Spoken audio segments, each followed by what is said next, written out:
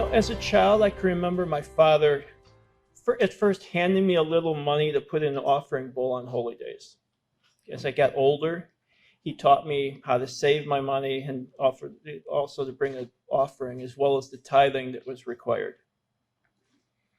And although it's not a holy day, we are going to talk about offerings. We're going to talk about preparing yourself to give an offering.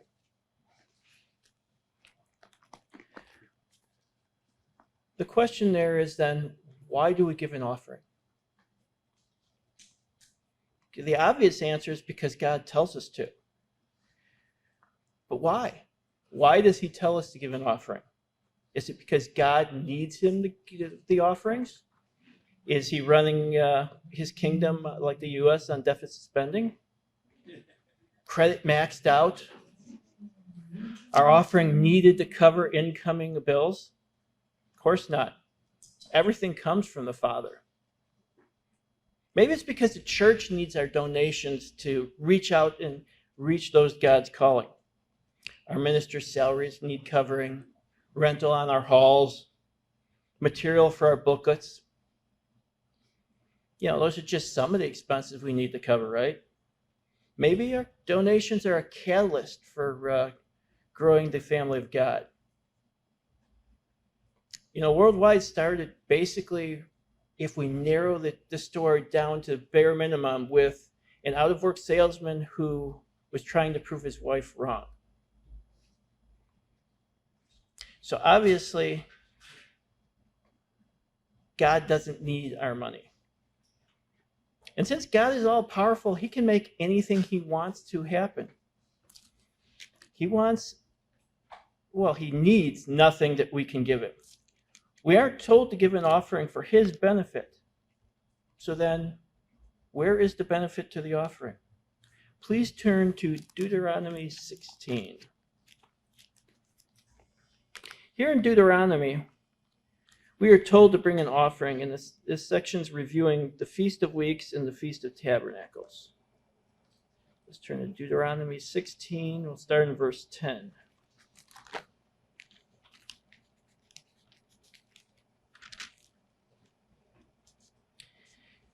Verse 10, then you should keep the Feast of Weeks to the Lord your God with the tribute of a freewill offering from your hand, which you shall give as the Lord your God blesses you. And moving down to verse 15.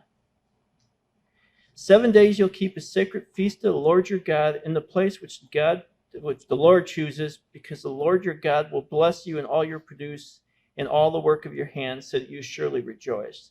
3 times a year all your males shall appear before the Lord your God in the place which he chooses, the feast of unleavened bread, the feast of weeks, and the feast of tabernacles, and they shall not appear before the Lord empty-handed. Every man shall give as he is able, according to the blessings of the Lord your God, which he has given you.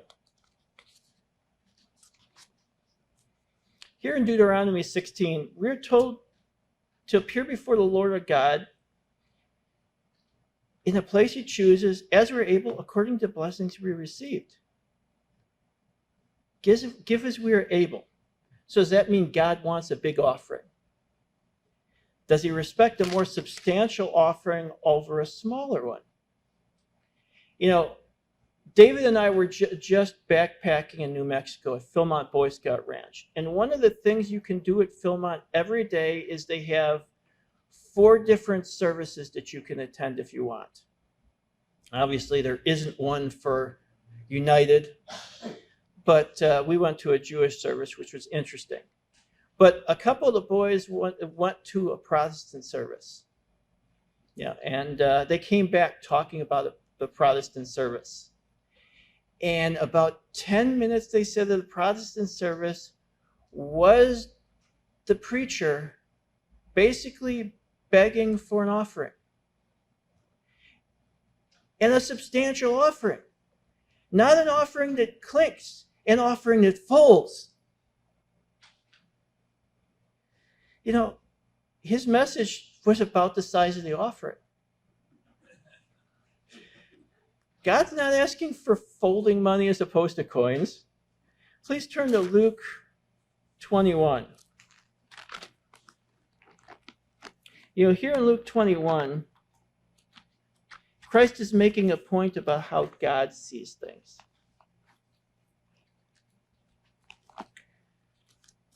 Luke 21, verses 1 to 4.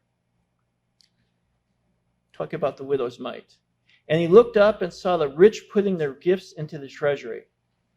Then he also saw a certain poor widow putting in 2 mites. So he said, truly I say to you, this poor widow has put in more than all. For all those put in of their abundance, they have put in their offerings for God, but she put out of her poverty to put in all the livelihood she has had. The mite worked out to be 1/64 of a denarius, or in today's money, about 1/8 of a penny. So 1/4 of a penny she put in. Her offering was of little monetary worth at all. And while she gave all the livelihood she had, this isn't required of us. As a matter of fact, it's possible to give too big an offering, due to the fact we are required by God to support those who are dependent on us. Write this verse down, look at it later. 1 Timothy 5, verse 8. This is in the middle of the instruction on how to care for the widows. But in verse 8 it says, but if anyone does not provide for his own, especially those of his household, he is denied the faith and is worse than an unbeliever. So if I'm saying God doesn't need our offering, and if he chooses, he can support the church without us, the Bible shows there isn't even a monetary minimum blessing. What's the point of the requirement? I should have told you to stay there, but let's flip back to Deuteronomy 16, because reevaluating Deuteronomy explains things.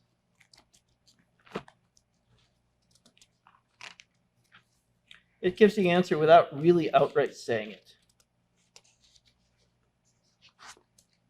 Because here in Deuteronomy 16, I'll just jump to verse 17. Every man shall give as is able, according to the blessings of the Lord your God, which he has given you. So, how do you determine how God has blessed you without focusing on and examining the ways you've been blessed? As he has given you. This is how the widow gave more than all those rich men. To give all that you have requires far more thought than to give a much larger chunk of a much larger amount. It's the spirit and thought behind the offering that really matters to us. It's our understanding of the blessings God has given us.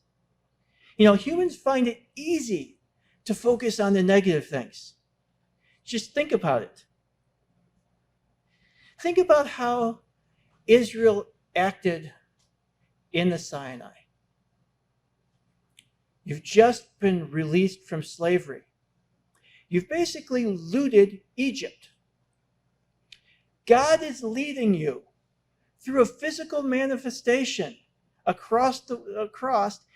You're seeing repeated miracles. Food is falling from the sky. Your clothing and your shoes don't wear out hiking through the desert for 40 years. And let me tell you, I was just hiking. I know things wear out. But all they could see were the problems. There are those among us who have been dealing with physical health issues for years, if not decades.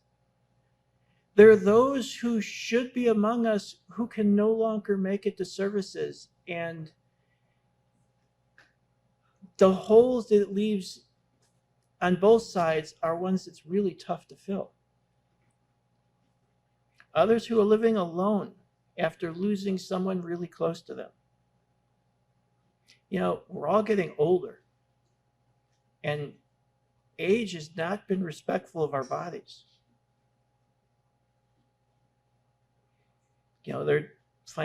People deal with financial hardships.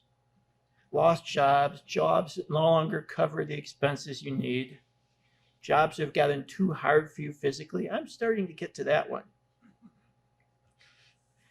The last year and a half didn't help. We're here amongst family, and frankly, even in Beloit, you are all my family. You just are, because we're all traveling and living hopefully the same lives, or at least trying to. People in the world might look at us and ask, where are your blessings? What's the reason for the hope you have?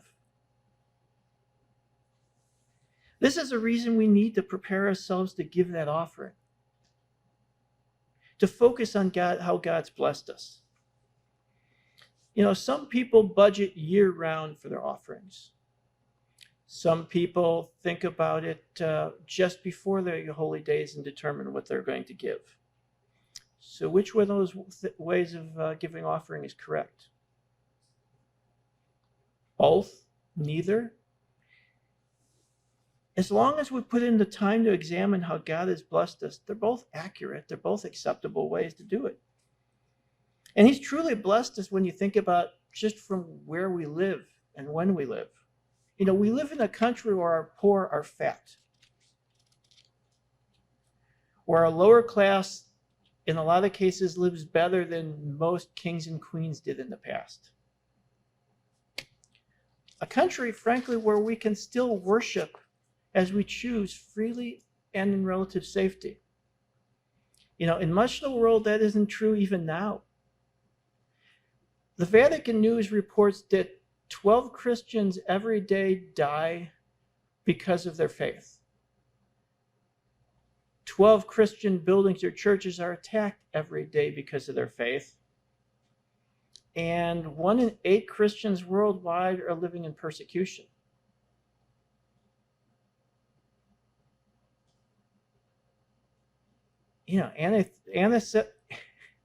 Anti-Semitism is exploding across Western Europe and in the US.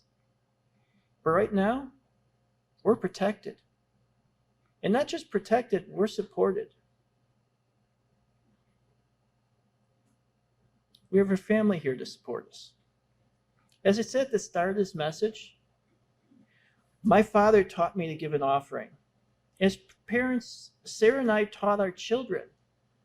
But I think we make a mistake in not focusing more on why God tells us to do this, rather than that he tells us to do this, to give the offering, and how to prepare ourselves to give it. So here's what I'm planning to do from now on. As we approach each holy day, we'll focus on trying and talking on how God has blessed us since the last holy day season. Examine our problems, and then talk about how even our problems have blessings embedded in them. Because just because we're walking through the desert doesn't mean that we're not blessed. How our problems could be much worse. So as we approach these holy days, those of us who are still in positions to be teaching our children, we'll teach them how we're blessed to give an offering rather than why it's required. We should all focus, though, on the blessing that God is, the way God is blessing us. Then we can freely give an acceptable offering with deep thought and appreciation for all he does for us. May the approaching holy days bring all of us closer to God and his plan's culmination.